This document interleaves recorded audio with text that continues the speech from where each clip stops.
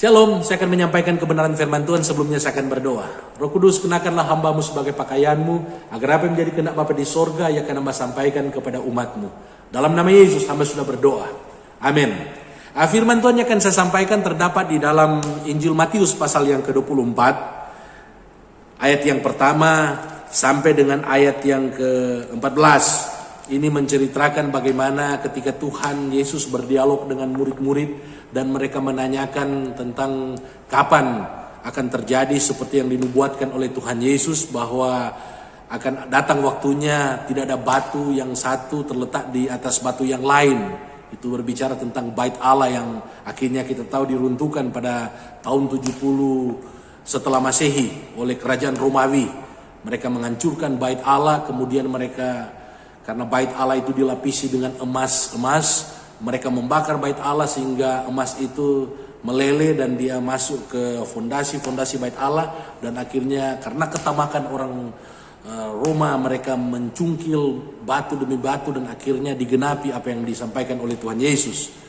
Kemudian di dalam ayat yang ketiga, murid-murid juga bertanya kapan itu akan terjadi dan bagaimana tanda kesudahannya atau tanda kedatangan Tuhan Yesus ke dunia ini. Dan Tuhan Yesus mengajarkan kepada mereka kebenaran-kebenaran bahwa sebelum kedatangannya pada kali yang kedua akan ada banyak orang yang akan menyesatkan anak-anak Tuhan. Ada banyak nabi-nabi palsu, ada deru perang, kabar tentang perang, ada kelaparan, ada gempa bumi terjadi di berbagai tempat, ada mesias palsu. Tetapi itu bukan akhir daripada kesudahan dunia. Dan satu hal yang Tuhan sampaikan kepada murid-murid di dalam ayat yang ke-14, dia berkata, dan Injil kerajaan ini akan diberitakan di seluruh dunia menjadi kesaksian bagi semua bangsa, sesudah itu barulah tiba kesudahannya. Artinya tanda-tanda yang dia sampaikan sebelumnya itu bukan menjadi tanda akhir sebelum dia datang pada kali yang kedua.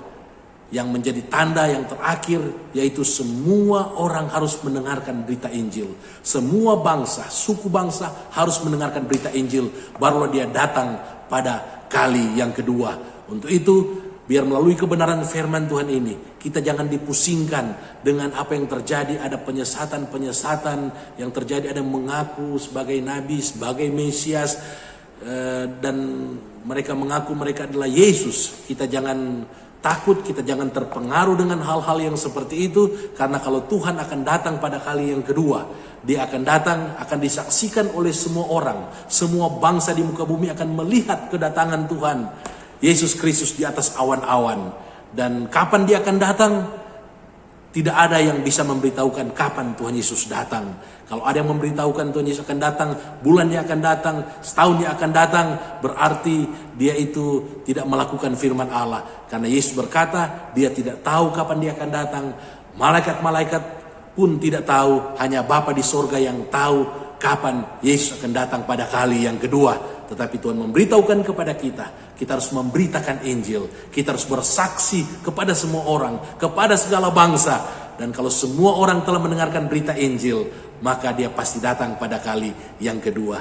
Tuhan Yesus kiranya memberkati saudara yang mendengarkan kebenaran firman Tuhan ini. Mari kita berdoa. Terima kasih Tuhan buat firman-Mu ini. Jadilah kepada kami seperti yang Kau firmankan. Dalam nama Yesus. Haleluya. Amin.